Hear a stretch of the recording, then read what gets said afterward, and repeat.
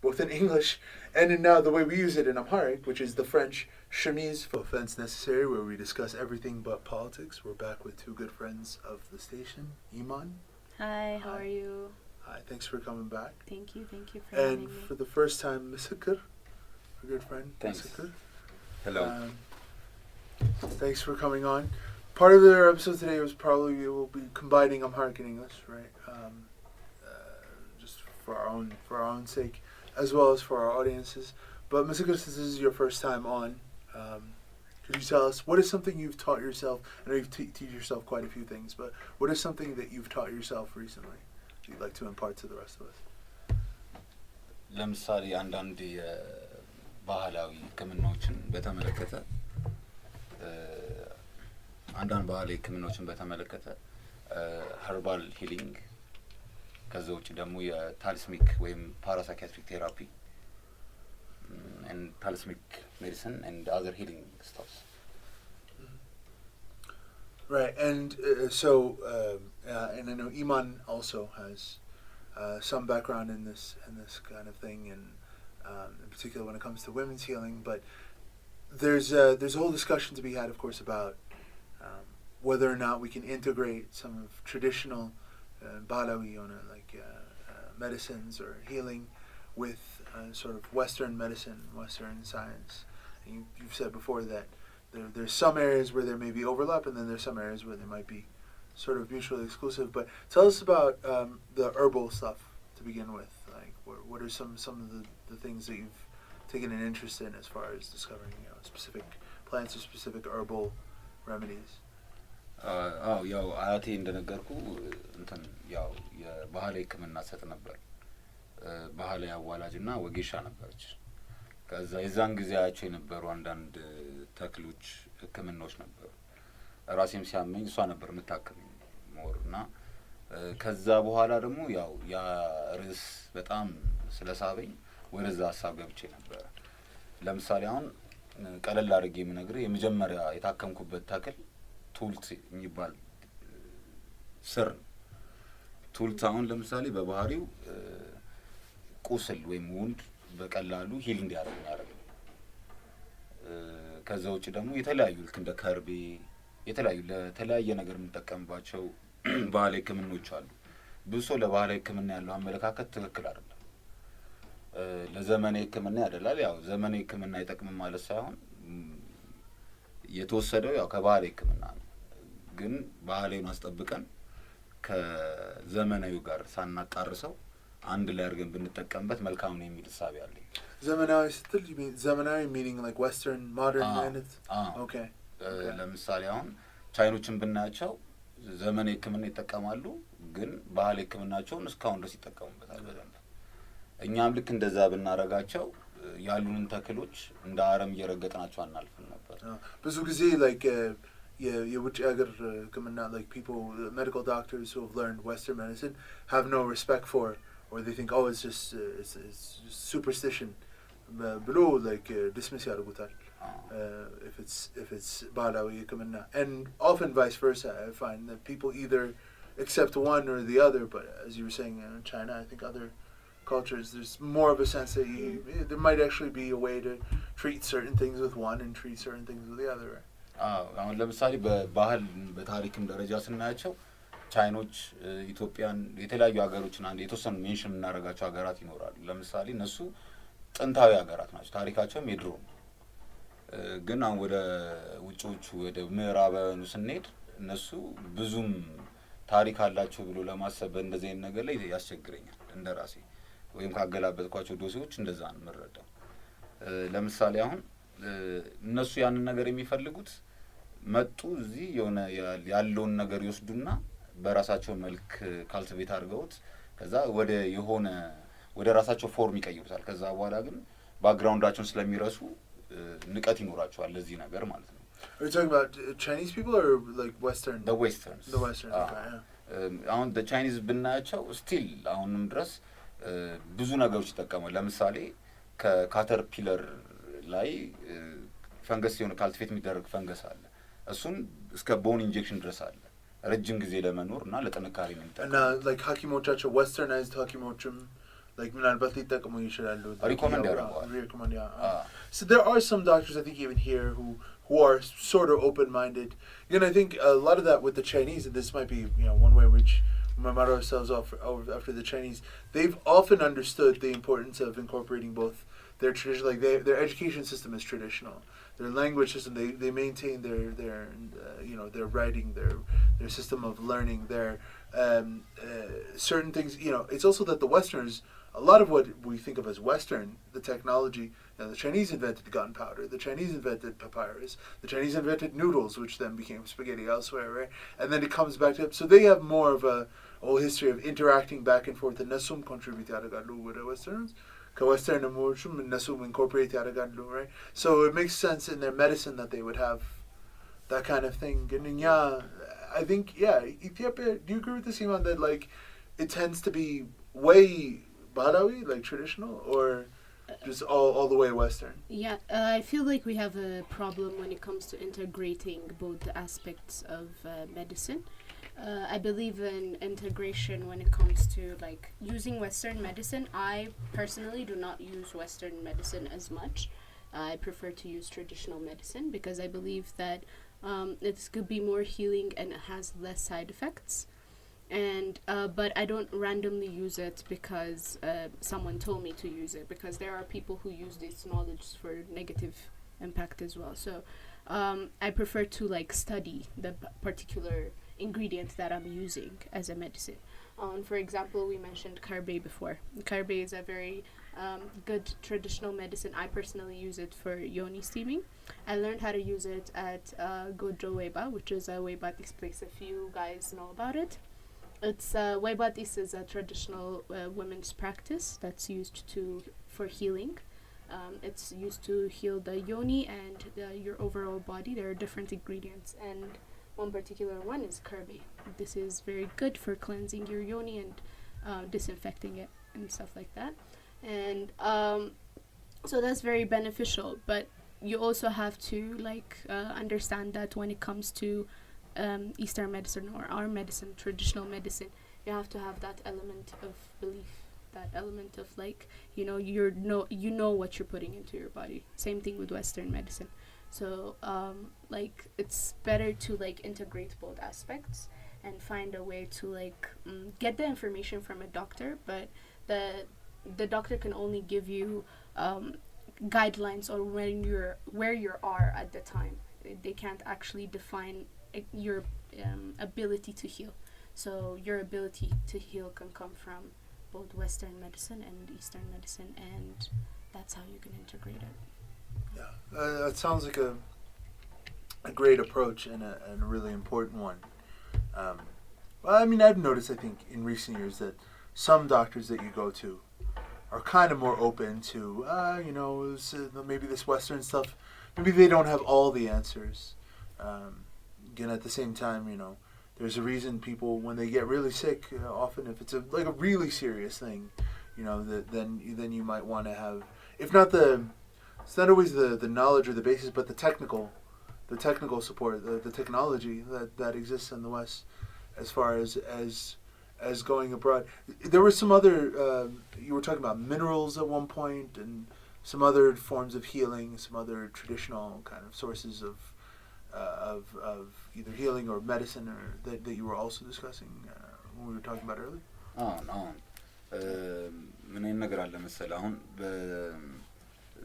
ስናስበው በተክሎች ብቻ አይደለም ሰው እንትን የሚለው የሚሻለው ወይ የሚታከመው። ለምሳሌ ድንጋዮችን መጠቀም ይችላል፣ ሚነራልስ ያልካቸው ማለት ነው። አሁን ለምሳሌ እብነ ሐኪም የሚባል የድንጋይ አይነት አለ። እሱ አሁን ለምሳሌ የታመመበት ማንኛውም ለምሳሌ እባጭ ሊሆን ይችላል፣ it could be ካንሰር ኢቭን ማለት ነቀርሳ የምንለው ማለት ነው በእኛ። ለማንኛውም ህክምና እዛ የታመመውን ቦታ ብቻ በማስነካት ወይም በመዳሰስ እንዲድን ያደርጋል። ከዛ ውጪ ደግሞ ለምሳሌ አሁን እንዳልከው ቴክኖሎጂን ለመጠቀም ሲሉ ዘመናዊ ህክምናን የሚያዘወትሩ ሰዎች አሉ የሚል ነገር አለ። አሁን ለምሳሌ ለሲቲ ስካን ለኤክስሬይ ምናምን የምንጠቀምበት የድንጋይ አይነት አለ። የት እንደሚገኝ እንዴት እንደሚገኝ ምናምን ተጽፈዋል፣ ዝርዝር ነገሮች አሉ። እንደኔ አንደርስታንዲንግ ወይም እንደኔ አርዶት ያለውን የድሮውን ነገር አሻሽለን ማቅረብ አልቻልንም። አብዛኛው ዘመናዊ ሕክምና የሚያተኩረው ህመምን ማስታገስ ላይ እንጂ ህመምን መፈወስ ላይ አይደለም። አብዛኞቹ ፈውስ ያመጣሉ ብሎ የሚታሰቡት ነገሮች አብዛኛው ሰርጀሪ አይነት ነገር ነው።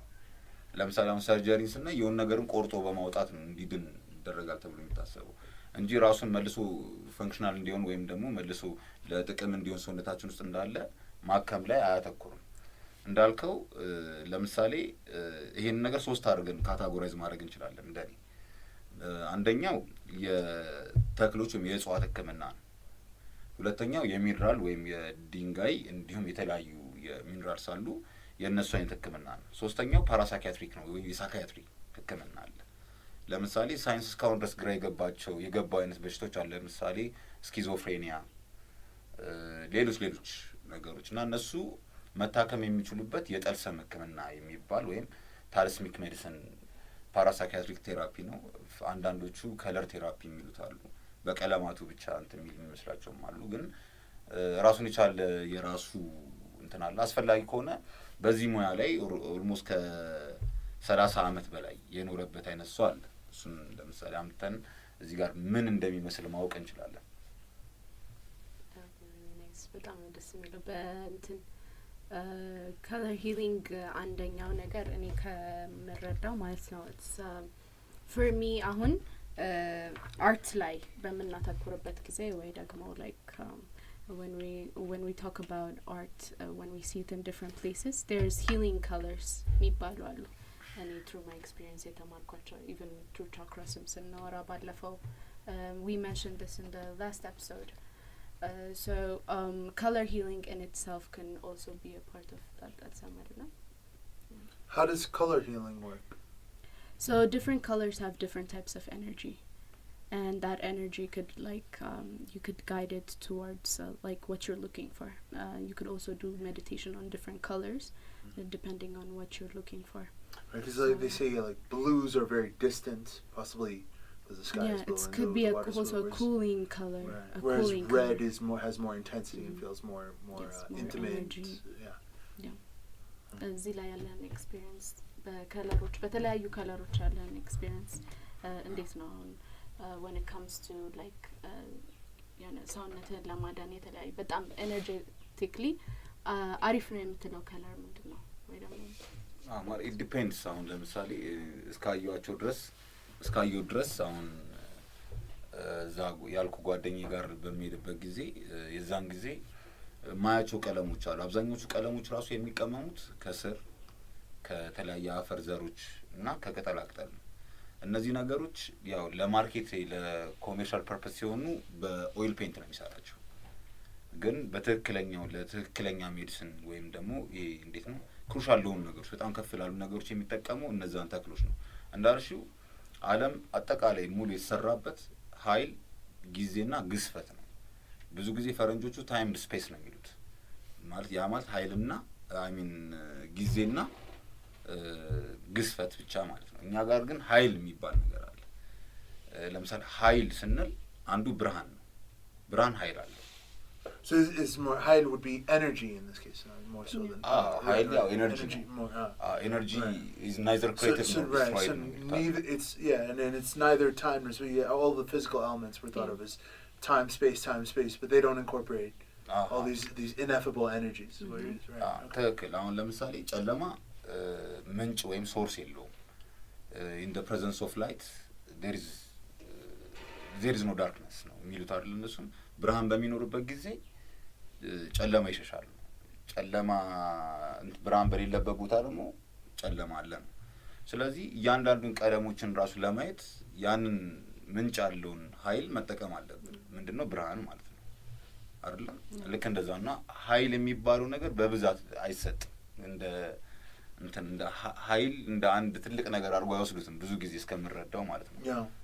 That's true, እና ኃይል የምንለው ነገር ለምሳሌ አንዱን ምንጭ ጠቀስኩኝ ፀሐይን እንጂ ኃይል በብዙ ነገሮች ለምሳሌ ፀሐይ ትልቁ የኃይል ምንጭ ነው ለዚች ለዓለማችን ለምንኖርበት እጽዋቶችም ሰውም ማንኛውም ነገር የሚኖረው ፀሐይ እስካለ ድረስ ነው። ስለዚህ እኛም ደግሞ በምናያቸው ቀለሞች ቅድም እንዳልሽው በምናያቸው ቀለሞች እንታደሳለን፣ እንረበሻለን፣ እንታመማለን። They say there was, I think we might have discussed this either on the air or elsewhere, that there was this attempt for young kids, like Rabbash, in school, disruptive manaman. What they were doing, rather than detention, rather than calling their parents, they would create this room with pink walls. They would take the kid out of their class. They just put him in the room with the pink walls. He stands there looking at the pink walls for like 5-10 minutes, totally relaxed, goes back into class. It's a very soothing color. Yeah. We use the color pink in meditation. It's as well. It's usually a very energetically soothing color, pink. I've also had experiences with people that told me that concentrating on pink when they meditate usually gets them in a very soothed energy. Yes. Yeah. And that even white in itself is like an incorporation of all the colors at once. Reflected back, yes. Right? Yeah. Reflected back. As opposed to black, which is absorbed into. And it's funny because we often say, people see red when they get angry. Bulls. Red has an intensity about it. Red is the color of blood. Red is the color of red meat. There's something about red that really triggers people, or that evokes like these intense feelings. But then the combination of red and white, which is the reflection of all those colors, is pink, which has is a soothing effect, but also it's a very striking color, right? Yeah. When pink comes into fashion in clothing, pink and orange and green are the ones that really kind of stray. Well, that's weird. What are you wearing green for? What are you wearing orange for? What are you wearing pink? So anyway, yeah, you're right. I mean, these different colors have green is like for me, the first thing that comes to mind, Arangwadin Sasib, is nature. Like, I'm all consumed by that process of love or nature. Some people can see green and see like jealousy or envy. Yeah. You could depending on the shade of green in itself. Sure, the green monster. Yeah, if it's like a very dark green or like a very dense green, you could either see it like an infected green or like jealousy. If it's a light green, like the color of trees or mountains or flowers, that's a more soothing, natural green. That could be very healing as well. Yeah, I mean, green always struck me as kind of a goofy color, as well as being, one of that represents envy. There's the old story, Sir Gawain and the Green Knight. The Green Knight is the evil knight, but in a way that's kind of like a kind of like the Wicked Witch of the West. Exactly. Yeah. Like old stories, like folkloric, because green is natural, but in that sort of envious or petty kind of way. Yeah. So there are all these associations. ብዙ ጊዜ ራሱ አይታ ከሆነ ኢትዮጵያ ውስጥ እና አሁን የኢስተርና የዌስተርን አኗኗራችን ከተለያዩ ነገሮች ጋር ያለን ጥምረት ይቀይረዋል። ለምሳሌ አሁን የምናወራለ ነው መቼም ስለ ሰው ልጅና ያው ስለ ዓለም ነው አይደለም። በእኛ በሐሳብ ደረጃ ለምሳሌ አሁን አንድ መልካ ሐሳብ የሚባል ሐሳብ አለ። እዛ ሐሳብ ላይ ምን ያለን ፍጥረት የሚባል አንድ ትልቁ ዘርፍ አለ። አንድ ነው ፍጥረት 3 የራሱ ብራንቾች አሉት። እዛ ውስጥ ለምሳሌ ስውራን፣ ህያዋንና ግዑዛን የሚባሉ የራሳቸው 3 ክላሲፊኬሽኖች አሉት። አሁን እያንዳንዱን ነገር ክላሲፋይ ስናደርገው እንዳልኩ ከኃይል ከጊዜና ከግዝፈት ጋር እያያዝን ነው የምንሰራው። ለምሳሌ ስውራን ከሚባሉት አንዱ ጊዜ ነው። ጊዜ ስውር ነው፣ ማንም ሰው ሊያየው አይችልም። ሁለተኛው ሐሳብ ነው። ሶስተኛው ኃይል ነው። አናየውም ግን የሆነ እንዴት ነው ስውር ነው፣ አብሮን ይኖራል። ሁለተኛው ህያዋን ይባላል። ህያዋን ደግሞ የራሱ 3 ስም አለው። በኩረ ህያዋን፣ ጥምረተ ህያዋንና ዕፀ ህያዋን የምንላቸው ናቸው። ለምሳሌ በኩረ ህያዋን የሚባሉት ያው according to the religion ከኤንጀልስ ጋር ከተለያዩ ማናያቸው ግን ከዚህ ዓለም ሌላ ቦታ ያሉ አናዘር ኢንቲቲስን የሚገልጻል። ሁለተኛው ጥምረተ ህያዋን የሚባሉ የሱ ሴንተር ሰው ነው። የህያዋን አጠቃላይ ራሱ ሴንተር ሰው ነው። ሰው ልዩ ተደርጎ የተሰራ ፍጡር ነው ማለት አንደኛ ከ4 ባህሪያት ነው የተፈጠርነው። 4ቱ ባህሪያት ደግሞ ዓለም ላይ የምናየው ነው። ያለ እነሱ መኖር አንችልም። የመጨረሻው ዕፀ ህያዋን አንድ ነገር ነው። እሱም እንዳልኳችሁ ያው ተክሎች አሁን we use herbs ለምሳሌ ተክሎች የምንጠቀምባቸው ለልብስ፣ ለምግብ፣ ለመድኃኒት እንጠቀማለን። የመጨረሻው ግዑዛን የሚባሉት ጨለማ፣ ብርሃን፣ ጨረርና ሞገድ ናቸው። ከነዚህ ከአስርቱ ነገሮች ውጪ ተፈጥሮ የለም። አሁን ወደ ዋናው ፖይንት ስናመጣው እነዚህ ነገሮች ውስጥ የሚዳክሩት ወይም እዛ ውስጥ ኮንሲስት አድርጎ የሚይዝልን ነገር ቢኖር አንደኛው የሰው ልጅን ነው። የሰው ልጅን አንድ ጤናውን፣ ሁለተኛ አኗኗሩን፣ ሶስተኛ ደግሞ ያው እንግዲህ ባህሪ ቢሄቪራሊዝም የምንለውም ማለት ነው። ቀደም እንዳልሽ ለምሳሌ አረንጓዴ ለዌስተርኖቹ የሚሰጣቸው ትርጉም ሌላ ሊሆን ይችላል። እዚህ ግን ስንመጣ አብዛኛው ልብሶችን ራሱ ስናይ አረንጓዴ ነገሮች ይበዛል። ለምሳሌ ወደ ላስታ ስንሄድ የሚለበሰው አረንጓዴ ነው፣ በጣም ደማቅ አረንጓዴ ማለት ነው። እሱ አሁን በጣም የሚሰጠው የሆነ አንድ እንትን አለ። አብዛኞቹ አሁን ዌስተርኖች ምዕራቢያን ብለን የምናስባቸው አረንጓዴ ነገር ለማየት ብዙ የሚናፍቃቸው ይመስለኛል። ያው ሄጄ ባለው ኖርማል ኢንተራሲ አንደርስታንዲንግ ነጭ ነገር ይበዛል። ይሄ ስኖው ምናምን ይበዛባቸዋል። የሀገራቸው ቀለም ራሱ የእንግሊዝ ቢሆን የፈረንሳይ ቢሆን የአሜሪካ ቢሆን ሰዎች ሰማያዊ፣ ቢጫ፣ ሰማያዊ፣ ቀይና ነጭ። እኛም ቀይ ያለን አረንጓዴና ቢጫና ትንሽ ሞር ናቹራል የሆነ ካለርስ ምናምን። እኛ 30 months of sunshine ነው የሚባለው። አሁን ስታዩ ቢጫውን ሞር የፀሐይ ቀለም አይነት ነው። አረንጓዴውን ስታየው እኛ እንግዲህ 13 ወር ሙሉ ጸጋ አለን የፀሐይ ሲባል 13 ወር ሙሉ እንትን አረንጓዴ ነገር አለን ማለት ነው። ማለት ዝናብም ሬንፎልም ችግር ስለሌለብን ማለት እንትን ኢኩዌተር ላይ ነው ያለን። እነሱም ያው ያለባቸውን ተጽዕኖ ባንዲራቸው ላይ ታየዋል። እኛም ባንዲራችን ላይ ስታየው የሚጎሉትን ቀለሞች እናያለን። So a flag, we could even talk like a flag could be very descriptive of your culture ማለት ነው። like እዛ ላይ ያለው representation ራሱ ስለ ያንዳንዱ ሀገር ማውራት ይችላል። So what is it? For me አሁን አረንጓዴ ቢጫ ቀይ የሚለውን ቀለም ራሱ ስናስብ is ቀዩ ከየት መጣ? For me question የሚሆንብኝ is like that is አንዳንድ ሰዎች it's a representation of blood or it's a representation of the blood that exists within like the people. So ምንድነው እዛ ላይ ያላቸው experience? Well, what other places does red occur naturally? Like ሌላ ቦታ የት ነው የሚታየው? like በተፈጥሮ ነገር ላይ ቀይ በተፈጥሮ ለምሳሌ የምናየው ፀሐይ በምትወጣና በምትገባበት ጊዜ እናየዋለን ቀይ። ምክንያቱም አጭሩ ቀለም ከፕሪዝም ውስጥ ወይም ደግሞ ይሄ ከሰባቱ ቀለማት አጭሩ እንትን ኢንፍራሬድ ያው ሂትም ይዞ የሚመጣው እሱ ስለሆነ ሙቀትም ይዞ የሚመጣው ሬድ ነው። ሞር ላይክ የምታውቁት ከሆነ አይሮን ነው ብቻ ግን ያን ይሄ ምላችሁ ነገር አለ አይደል? አሁን ቀይ የሚባለው ነገር በተፈጥሮኛ ሰብኮንሺየስሊ ወይም ደግሞ ባለማስተዋል ሁሉ ጊዜ ያጋጥመናል። ፀሐይ ስትወጣ በጣም ማልደን ከተነሳን የምናየው ቀይ ቀለም ነው። ማታም ስገባ የምናየው ቀይ ቀለም ነው። ቢጫውና ቀዩ አንድ ላይ ሲሆን ኦሬንጁን እያየ ነው ወደ ቀይ የሚቀየረው። እነዚህ ነገሮች እኛ ከምናያቸው ማለት we are the summation of our thoughts አይደለ? thoughts ሀሳቦቻችን ደግሞ ከተለያየ ነገር ጋዘር እናደርጋለን። አንዱ ትልቁ እንትን ጋዘር የምናደርግበት ኔቸር ነው። ዙሪያችን ያለ በቀላሉ የምናገኘው ነገር ነው። ለምሳሌ እንዳልኳችሁ ፀሐይ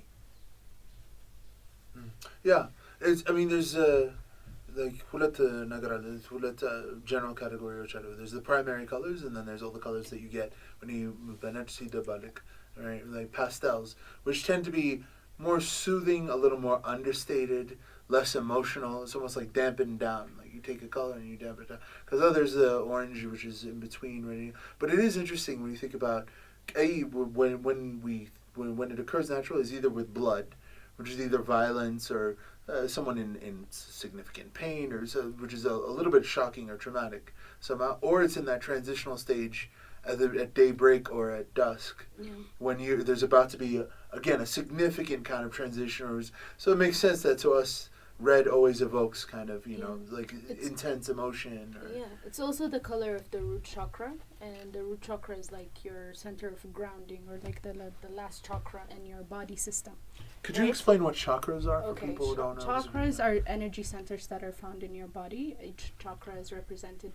The most famous ones are 7, but there are 200 and something chakras in our body, and they're connected through a nadi system. So the basic chakra, the base chakra, the root chakra is represented by the color red. It's considered to be a grounding color. It's also like a gross color, like the one that has more substance. When I say gross, I don't mean disgusting, but like it's the heavy color. It's a heavy color. So it's the root chakra represents like security and the essence of feeling safe. So since red is a very powerful color, you could either use it for a very negative cause or a positive cause. It could be like, even sometimes knowing pain is not really negative. Knowing pain lets you know that you're alive, and it allows you to integrate whatever it is you need to integrate to get out of that painful form. So it depends on how you see it.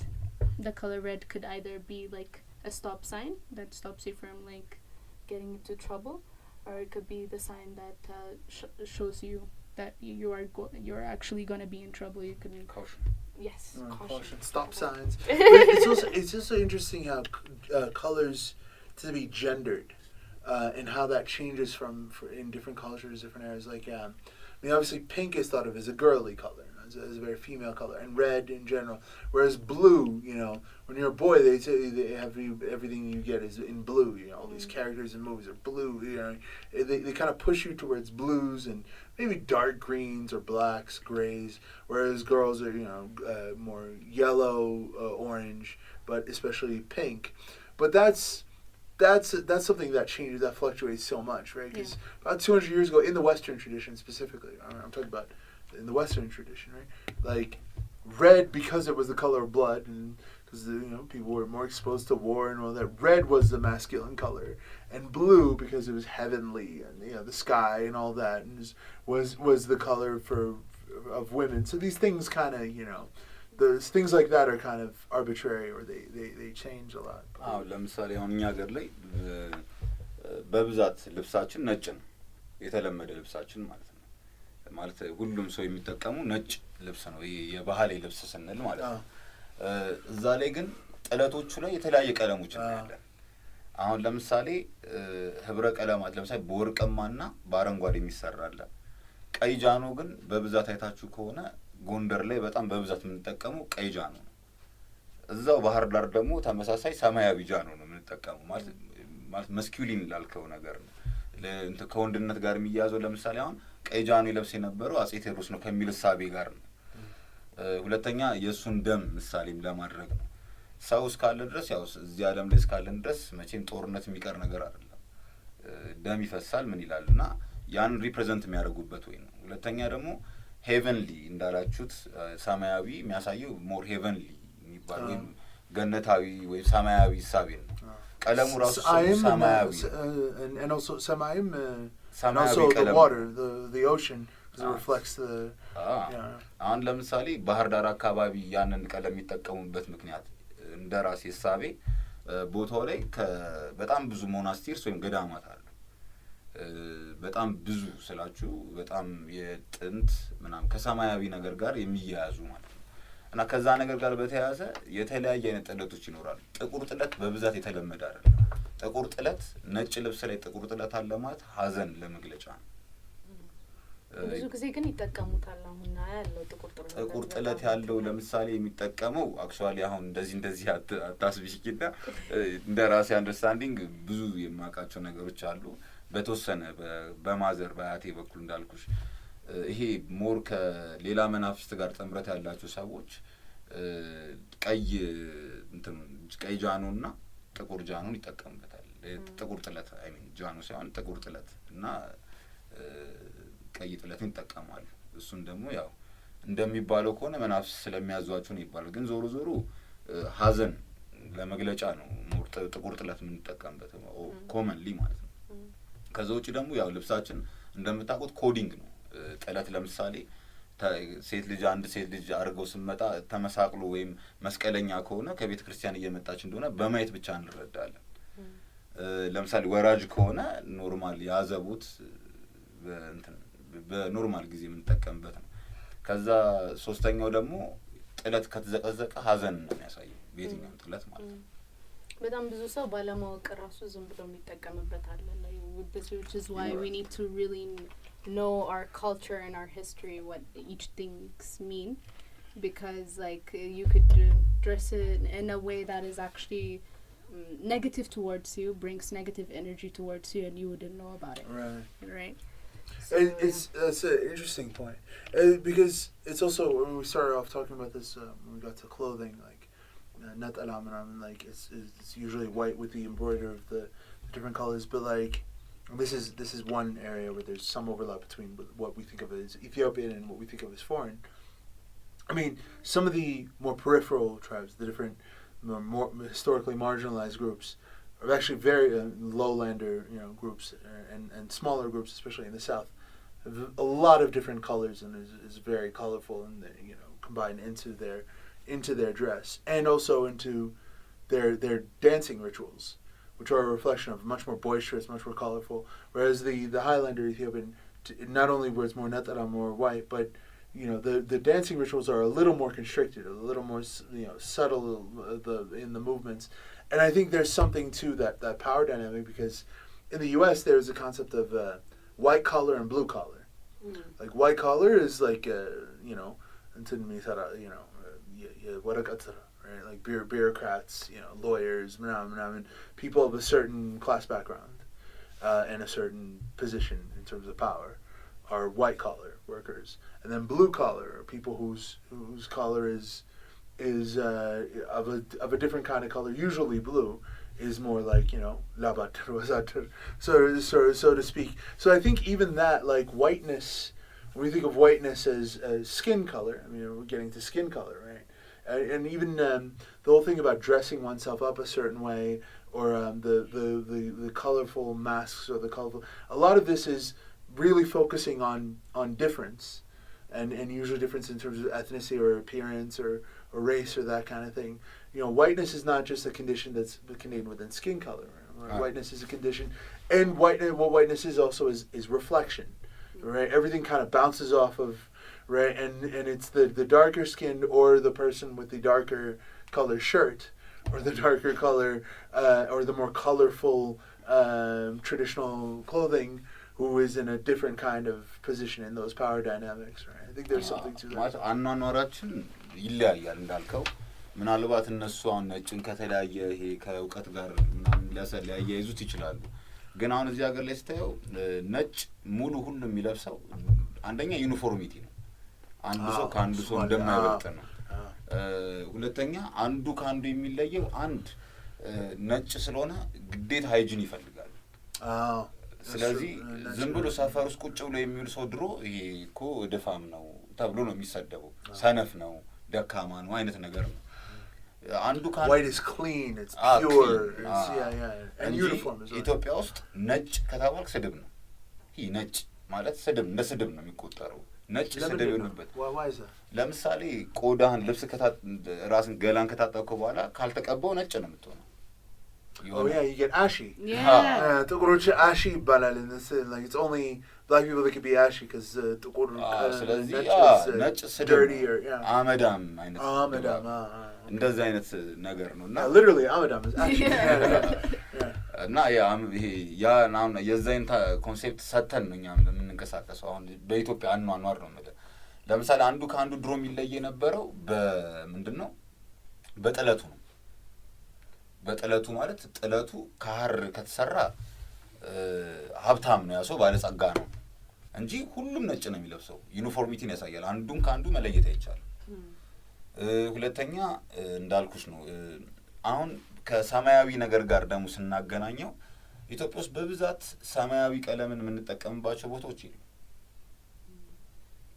አይተን ከሆነ በብዛት ሰማያዊ ቀለምን አንጠቀም። አረንጓዴ ይቀርበናል መሰለኝ። አረንጓዴ ይቀርበናል ምክንያቱም አካባቢያችን በብዛት ለማማ ስለሆነ ነው። ቀደም እንዳልከው ደግሞ ሞሩ አሁን ወደ ደቡብ ስንሄድ የተለያየ ቀለም ያላቸው ነገሮች አኗኗሩ ራሱ ሃይላንደርስ እና ሎላንደርስ ይለያያል። እነዛ ሞር ኖማዲክ አይነት ላይፍ ነው የሚኖሩት።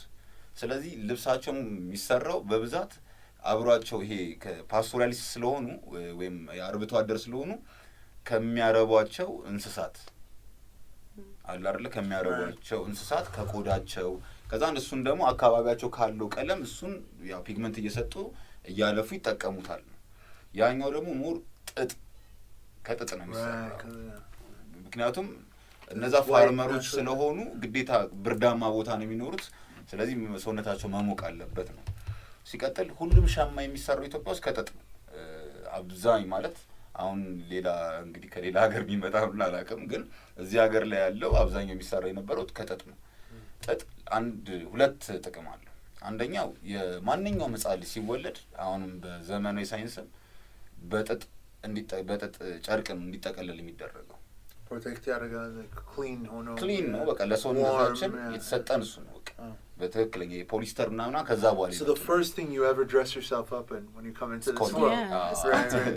The most pure, the most comforting, the most for እና ከዛ ውጪ ደግሞ በአንዳንድ ቦታዎች ያ ሁሉም ቦታ አላውቅም ብቻ አንዳንድ ቦታዎች ላይ ራሱ ልብሱ ቅቤ ይነከራል።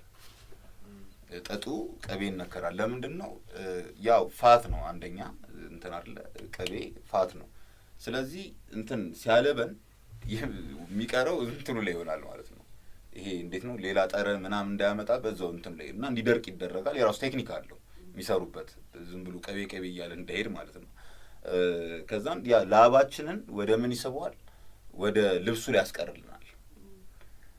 እስከ ቅርብ ጊዜ ድረስ የሆነ አንዳንድ ነገሮች ላይ አየሁትኝ። ለምሳሌ እንደ ማጣቢያ ልብስ ራሱ እንደ ማጣቢያ ይጠቀሙ የነበረው ፈረንጆቹ የሆነ አሹን ራሱ አሽ አመዱን ከትንሽ ዩሪክ አሲድ ጋር በመቀላቀል ነው እንዲያጥቡበታል የሚባል። እኛ እንዶድ እና ያው እንዶድ እንጠቀም ስለነበር በጣም ያነጻል ነገር ይሁንና ከዛ ነገር ጋር ይያያዛል የሚል ሳቢ አለኝ። እንዶድ was also the medicine for ቢልሃርዚያ ምንድነው የሚባለው ራሱ የደሃ ተክል ለደሃ መድኃኒት ይባላል። ምክንያቱም ወንዝ ውስጥ የሚያጥቡ ሰዎች ናቸው በብዛት በዚህ የሚታመሙ የነበረው ዶክተር አክሊሉ ለማ ከማግኘቱ በፊት እና ያገኘውም እነሱ ሲያጥቡ አይቷቸው ነው። በእንዶድ የምታጥቧ ሴትዮ ቢልሃርዚያው በጣም ብዙ ሞቷል። እሷ ጋር በሳሙና አስኔዎቹ እሱን ከማየት ነው። እና ልክ እንደዛ አይነት ሳቢ አለኝ። Speaking of healing plants, I would like us to go into the powerful healing plant that has been for me, Moringa. Let's talk about Moringa. It's green, it's beautiful, it's nutritious, it's healthy. It has helped me personally, the digestive tract. My mom used it as well. So, Misikir, please say something about Moringa. Moringa, the power plant. ተአምረኛው ተክል ምን አይሉታል ፈረንጆቹ ሲናገሩለት። ያው ግን በባህሪው ከሌሎች ተክሎች በባህሪው በሁሉም ነገሩ ይለያል። አንደኛ ማለት ሜዞፋይት ነው ወይም ደግሞ በመካከለኛ ሜዞፋይትና ዜሮፋይት መሀል ላይ ነው ያለው። ማለት በጣም በትንሽዬ ውሃ ማደግ የሚችል በዛ ላይ በጣም ኒውትሪሽስ ወይም ደግሞ በጣም የምግብ ይዘቱ ከስጋ ከወተት ከብዙ ነገሮች ጋር የሚወዳደር ነው። ከዛ ውጪ ደግሞ ሂሊንግ ፓወሩ ማለት የሚደርስበትም የሚመስለው አለ ብዬ አላምንም እንደ ራሴ ማለት ነው። እኔ በራሴ አሁን ብዙ ጊዜ እዚህ ሲሸጥ የማየው ዙሪያችን ቅጠሉ ሰንድራይድ ሆኖ ወይም በፀሐይ ደርቆ ሲሸጥ ያለው ያ ማለት ግማሹን ነገሩን አጥቶ ነው የሚሸጠው። ሁለተኛው ዘሩ ይለይብኛል። ባይሆን ዘሩ አሁን እኔ ራሴ ኤክስፐሪመንት ሰራሁበት ነገር ነበርና ዘሩን ቀጥቅጠሽ አሁን የኮካ ኮላ ውስጥ ወይም ማንኛውም ውሃ ያልተጣራ የደፈረሰ ውሃ ውስጥ ብንከተው ኮካውን ለብቻ ውሃውን ለብቻ ዊዝን 20 ሚኒትስ ነው የሚለየው። እሱን ኤክስፒሪየንስ አድርጌው ራሴ ስላየሁት ነው። ማለት ዲቶክሲፋይንግ ኤጀንት ነው። ሰውነታችን ብዙ ነገር አብረን እንበላለን። ለምሳሌ ምግብ ስንበላ አብረን ፔስቲሳይድ እንበላለን። ብዙ ነገር ነው የምንበለው እኛ አናውቅም እንጂ ብዙ የተለያዩ ኬሚካሎች ይገባሉ። እሱን ከማጥራት አንጻር ይሄ ገት ወይም የአሊመንተሪ ካናል የምንለው ሙሉ በማጥራት ከዛ ውጪ ደግሞ ኦክሲዴሽን ሰውነታችን ውስጥ በመቀነስ ሰውነታችን እንዴት ነው ደምን በማበልጸግ ሰውነትን በማጥራት ተወዳዳሪ ነው። ሁለተኛ ደረጃ አበባው በተወሰነ መልኩ በማድቀቅ ወይም ደግሞ በአለመን ከሙቅ ጋር ወይም ደግሞ ይሄ ላይክ ሱፕ እንደዛ ሰርተን ብንጠጣው ወይም ብንጠቀመው ሞር ይሄ ለፕሉሚነሪ ይሄ ሪስፓይራቶሪ ኦርጋንስ ለምንላቸው ኢንክሉዲንግ ሀርት ለብዙ ነገር ይጠቅማል። እንደዚህ ማለት በትንሽ ነገር እንዲዘርዝር የሚጨርሰው አይደለም።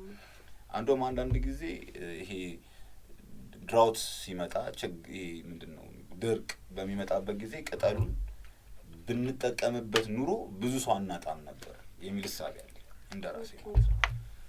ከተወሰኑ ምግቦች ጋር ከሲሪያልስ ጋር በመቀየጥ ሃፍ ኩክድ ወይም ደግሞ የሆነ ትንሽ እንዲዘጋጅ ተደርጎ ብናበል በጣም ብዙ ሰው ማትረፍ እንችላለን ብዬ አስባለሁ። ስቲል አሁንም ድረስ የአፍሪካ ውስጥ ነው ያለነው ማልኒትሪሽን ኤክስፔክትድ ነው ወይም ደግሞ የምግብ እጥረት ህጻናት በጣም በዚህ ይጎዳሉ። ያን ነገር ለማገዝ ሞሪንጋን የሚመስል ተክል አለ ብዬ አላስብም። አንደኛ ቶሎ ነው የሚያድገው፣ ሁለተኛ ሲያድግ አንዱ ዛፍ በጣም ብዙ ነው ማለት በጣም ፕሌንቲ ኦፍ ሊፍስ ነው ያሉት። ስሙ ራሱ በአማርኛው ሽፈራው ነው። ያ ማለት አፈራው ማለት ብዙ የሆነ ስለሚያፈራ ሽፈራው ነው የሚባለው። እና ኢትዮጵያ ውስጥ ለብዙ ጊዜ ከህክምና ያው ኸርባሊስቶች ያውቁታል፣ ሁሉንም ተክሎች ያውቃሉ። ከዛ ውጪ ግን ለጥላነት ነበር የምንጠቀመው። ያ ለኔ ያናደኛል። It is interesting. We often use healing as a weapon and weapons as a form of healing, right? Yeah. It's actually not as different as we might think. But yeah, you were saying. እንትን ማለት አሁን በሞሪንጋ ነገር ላይ ስንመጣ አሁን ሰሩ ደግሞ it's a little bit pungent ያው ታክሉ ትንሽ ያው ስላለም ያው ከእንትን አንፃር ያሉት ነገሮች ሊሸቱን ወይ ምን የሚደብር ሊመስለን ይችላል። ያው ሽታው እንዲቀር የሚደረግባቸው ሌላ ቴክኒኮች አሉት የራሱ። ግን ስሩን አሁን ለምሳሌ ቀቅለን ብንጠጣ ሞር ይሄ እንዳልሽው ቅድም አሊመንተሪ ካናል የሚባለውን ሙሉ ለሙሉ ሲስተሙ ስለሚያጸዳለን የውሃ የምንጠጣበትን መጠን በመጨመር ሰውነታችን ውስጥ ያለውን የአተነፋፈስ የደም ዝውውር ሰርኩሌሽን ከዛ ውጪ ሀርት ቢት ሁሉንም ነገር ነው የሚያስተካክለው። እዚህ ዓለም ላይ እንግዲህ ሽፈራው የሚመስል ተክል አለ የሚለኝ ሰው ካለ እንግዲህ እኔ እወራረዳለሁ በራሴ ማለት ነው። It's really powerful በጣም ውሃን ራሱ ለመጠጣት I mean ከምንም በላይ healing ሜንሽን ስናደርግ ውሃን ማስቀረት የለብንም because water is very very healing. Getting up to 2 liters of water, your body is made mostly of water, 72% I believe. So like constantly drinking a lot of water in itself is a very healing process. It can heal you from a lot of things, not just physically but mentally. It's like very soothing.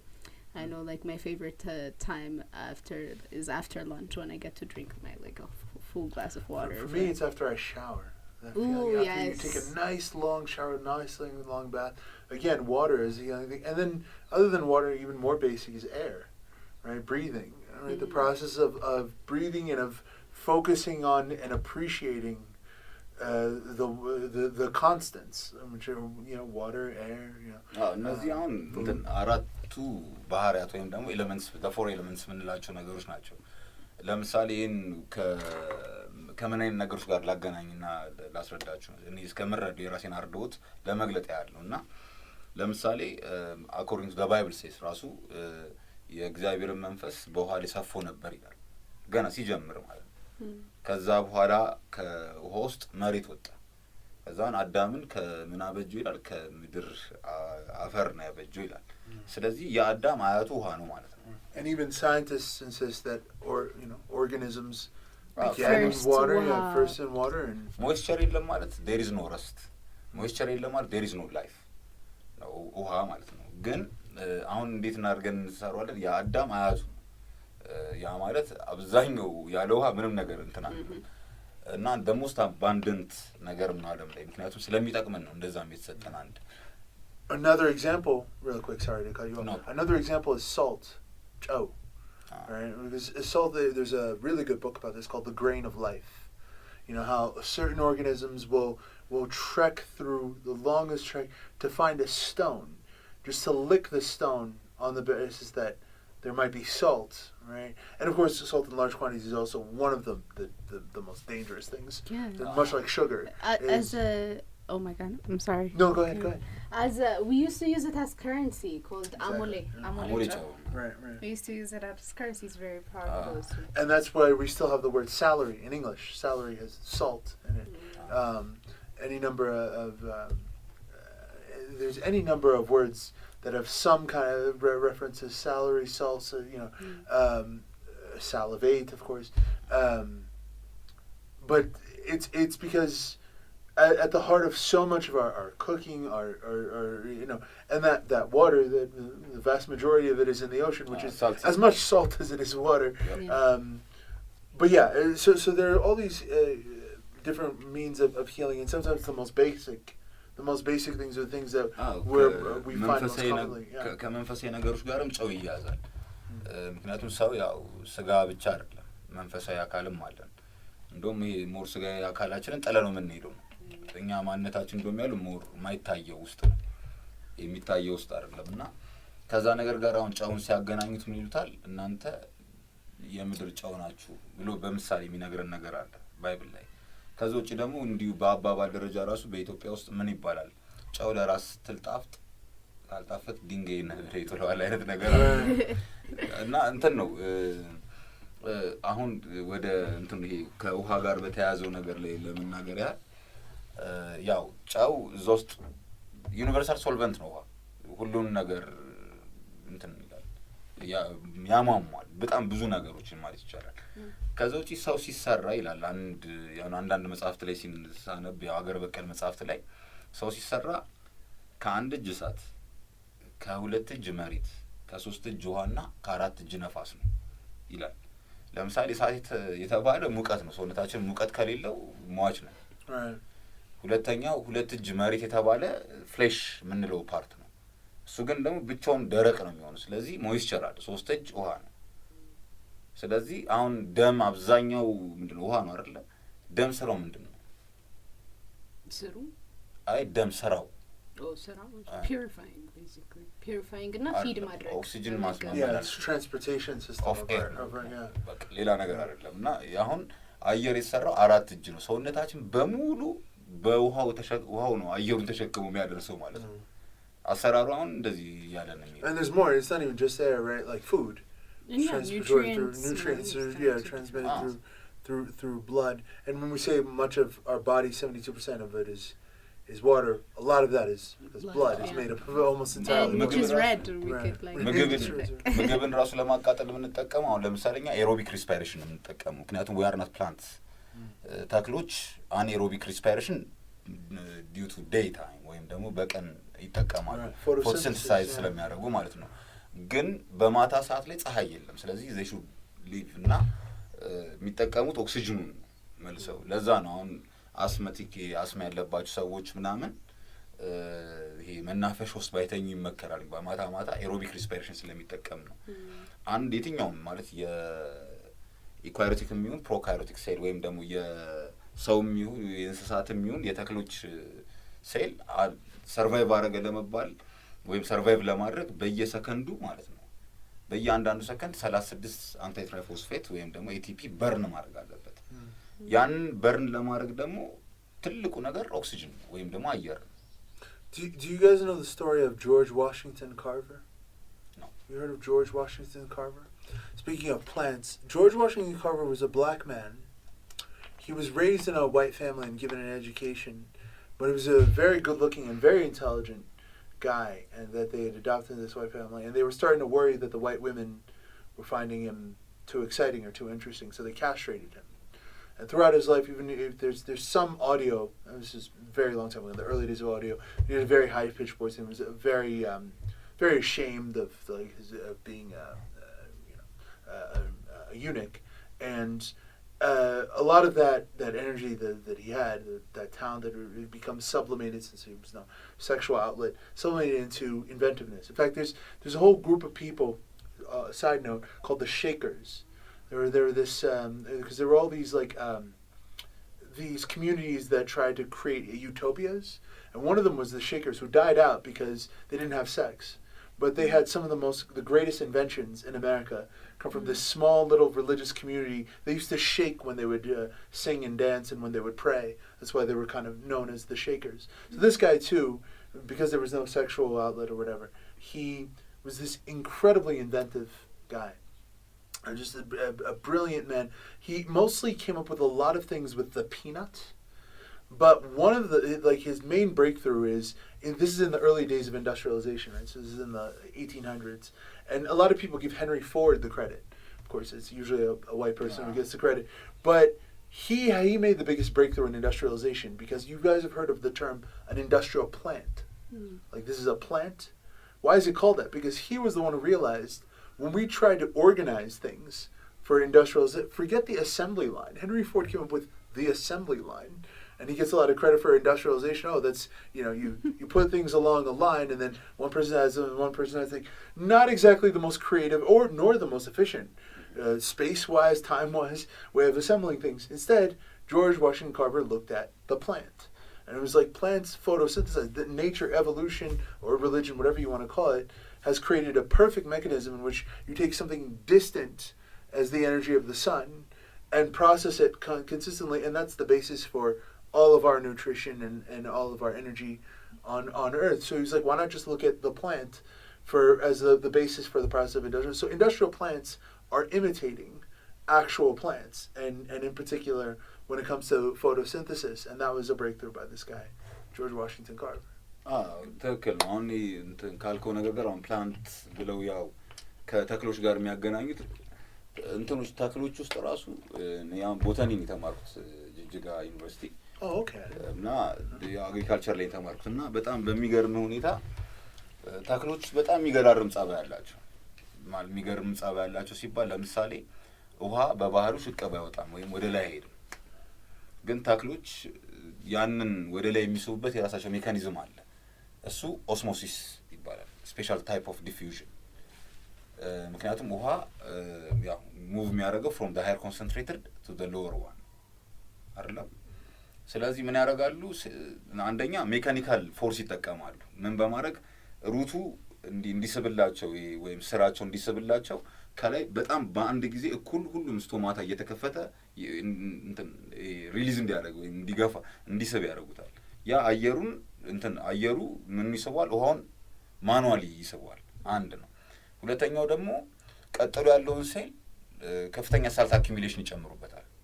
ለምሳሌ ውሃ ያለበት አለ ወደ ላይ እንዲወጣላቸው ግዴታ ከላይ ያለውን ሳልት አኪሙሌሽን ሲጨምሩበት ዲሃይድሬትድ ይሆናል። Salt as in chow, salt. ሳልት አኪሙሌሽናቸውን ሲጨምሩበት ከታች ያለው ውሃ from the higher concentrated to the lower concentrated ነው የሚሄደው። ስለዚህ ጫው ያለበት ዲሃይድሬትድ ስለሆነ ግዴታ ወደዛ ይሄዳል ማለት ነው። እንዲህ ያለ ነው የሚስቡበት። ያ ቴክኒክ ነው። አሁን ለምሳሌ እንዳልከው ውስጣቸው ትልቅ ኢንዱስትሪ ነው። ሰውም ራሱ አሁን ስታየው ጨጓራ የሚሰራውን ስራ በፋብሪካ ደረጃ እንስራው ቢባል ኦልሞስት ከ10,000 ኪሎ ሜትር ስኩዌር በላይ ይፈልጋል። የአንድ ሰው ኖርማሊ ማለት ነው። I mean, is so interesting.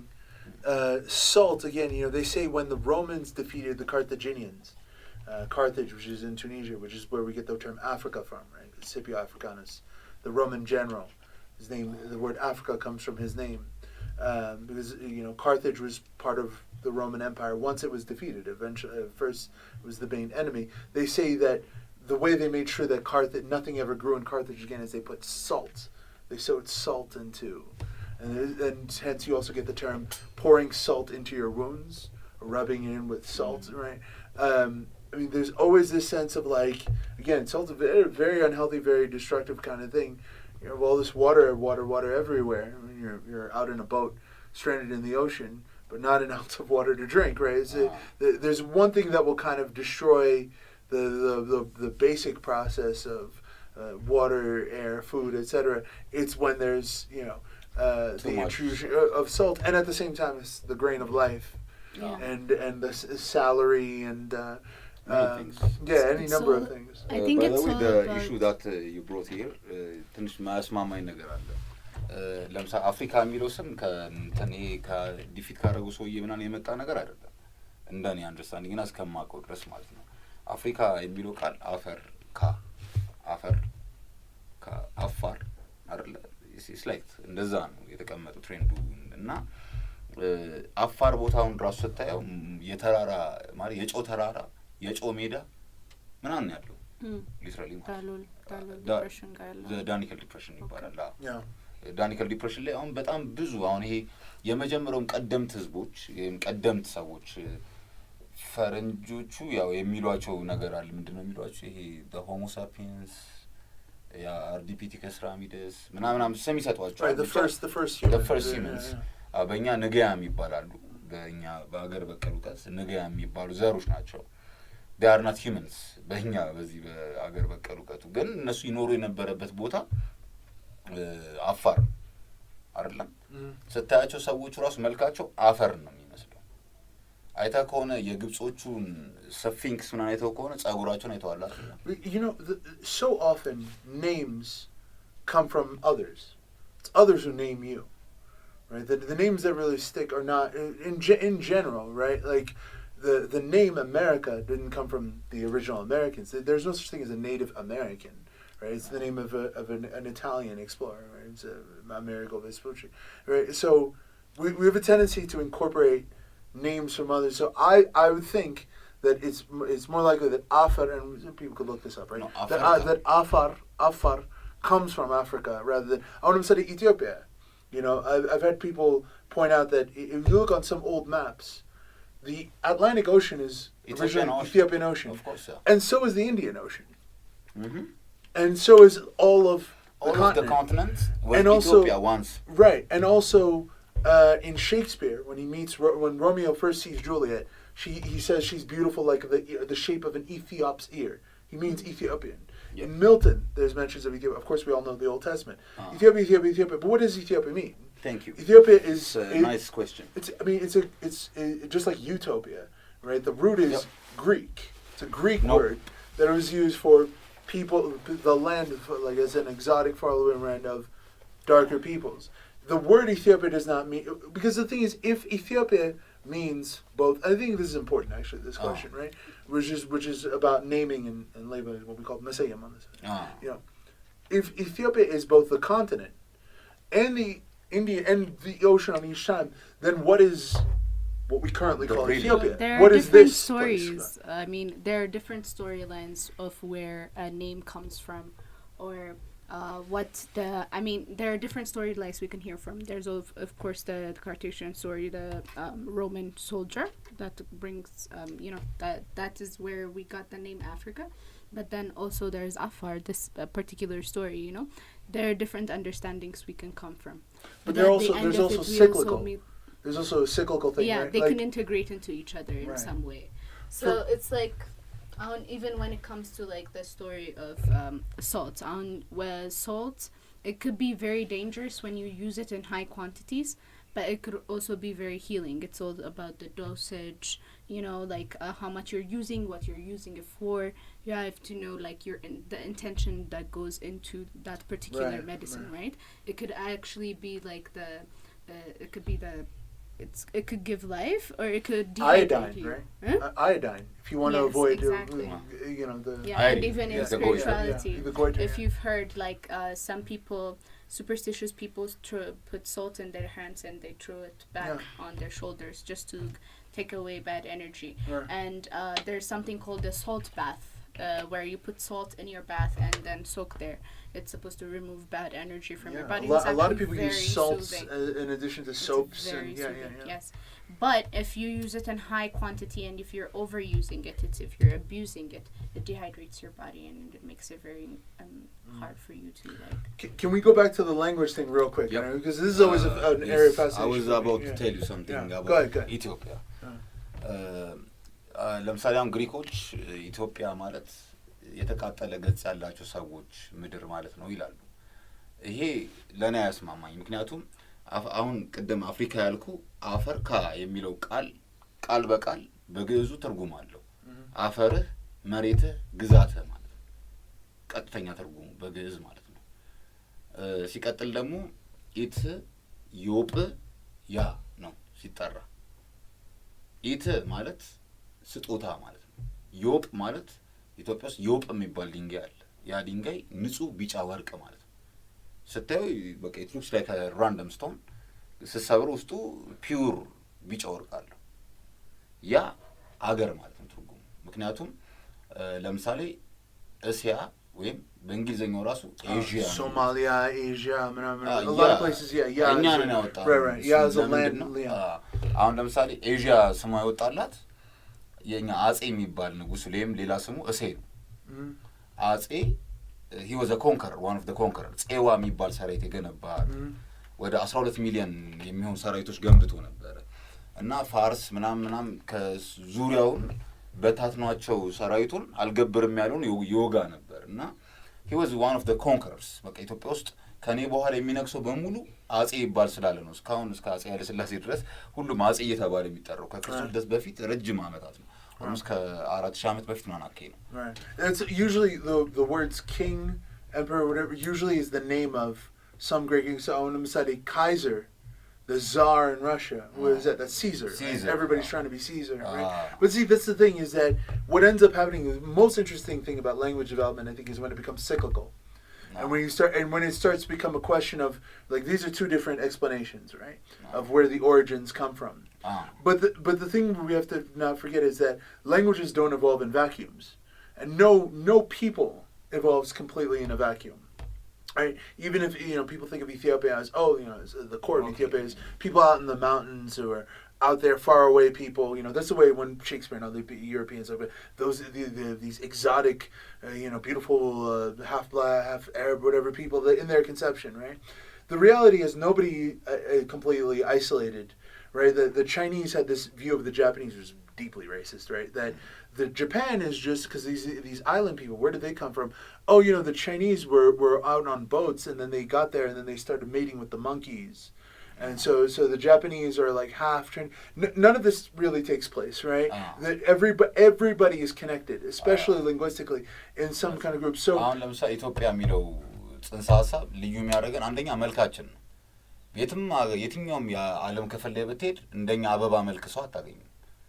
ማለት ሁለት ቀይ ሰዎች ተጋብተው ጥቁር ያለ ባለ ጥቁር ልጅ ሊወልዱ ይችላሉ። That's true. That's very rare. That's a sign that we've been around for a very long time. We've been around for because very few places will two people. Yeah, you're right. There be such variation. አሁን ለምሳሌ ኬንያ ለበታያቸው ሮበርትን ከኡጁሉ የምትለየው ለምሳሌ በመልክ ነው ጠጋ ብለህ ነው እንጂ ባትሪ ድንጋይ ነው የሚመስለው you can't distinguish Ethiopian tribes not really ethnically based on but what I was going to say about language so for instance a good example አሁን ይሄ መልካችን ራሱ እንዲመጣ ማን ነው ተጠያቂው ብትል ማን ነው ተጠያቂው ቅይጥ መልኩ ይሄ ድብልቅ ያለው መልክ አበባ መልክ ነው የሚለው ምክንያቱም ቀይ አለ ጥቁር አለ አሁን ለምሳሌ ጥቁር ሆኖ ሉጫ ጸጉር አለ ቻይና የሚመስል ልታገኝ ይችላል እዚህ ሀገር ላይ አሁን እንደዚህ ይሄ ቅይጥ ያለው መልክ እንዲመጣ ያደረገው አንደኛ አጼ ነው አጼ እንዴት አድርጎ ለሚለው ነገር መጀመሪያ ኮንከር ማረከ ከመጀመሩ በፊት ሰራዊት መገንባት ነበረበት ስለዚህ ምን አደረገ ጼዋ የሚባሉን ሰራዊት ከየሚያስተዳድራቸው ግዛቶች የጎበዝ አለቃ ወይም ደግሞ እዛ አካባቢ አሉ የተባሉ ጠንካራ ሰዎችን በመሰብሰብ ለ3 አመት ከሴት ጋር ሳይገናኙ አሰለጠናቸው ከዛን ሄዶ የሚወጋቸውን ትራይብስ ጠንካራ የሆኑበትን ይሄን የተማረው ከጉንዳንና ከምስጥ ነው ጉንዳንና ምስጥ ያረባ ነበር ፓላስ ውስጥ ማለት ነው እና ጉንዳንና ምስጦች ሁሉ ጊዜ ይጣላሉ እና ሁሌ ጉንዳን ያሸንፋል እና ጉንዳን ካሸነፈ በኋላ የምስጦቹን ሴቶች ይወስድና ከዛን ግማሽ ጉንዳን ግማሽ ምስጥ የሆነ ዘር ሲሰሩ ያያል እዛን እነሱ ደግሞ ጠንካራ ሆነው የሚያግዙ ለማን ነው ያው ላደጉበት ለጉንዳኖቹ ነው ሊትራሊ እና ያን ነገር ከማየት ሄዶ ሲወጋቸው በቀላል የሚያሸንፋቸውን አይፈልግም ግን በጣም ጠንካራ ዋሪየር የነበሩትን ከነሱን ይመርጥና ሴቶቹን በሱ ወታደሮች ያስጠቃ ነበር ከዛ በኋላ እነዚህ እየተዋጉለት እነዚህ ያርጉለታል ከዛን ያንን አይነት ሲስተም ገነባ ማለት በጣም ኮንከረር ነበርና አጼ ማለት ወይም እሴ ማለት ትርጉሙ ትልቅ ማለት ነው ትልቅ ማለት እና በጣም ባህር ተሻግሮ ሄዱ በጣም ብዙ በጣም ኮንከር አደረገ ግን እስያ እንዳሁኑ አይሮፕላን ስላልነበር በእግር ስለነበር ጉዞ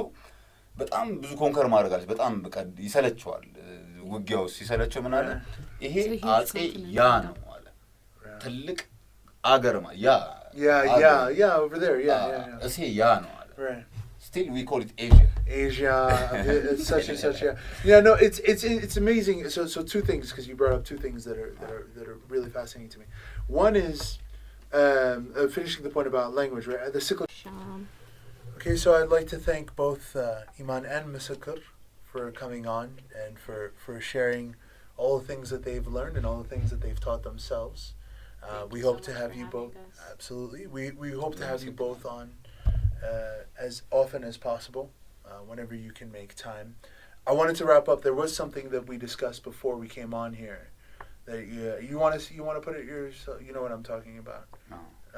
Please tell us this thought that you had when we were discussing traditional healing, the starting off point of this whole discussion.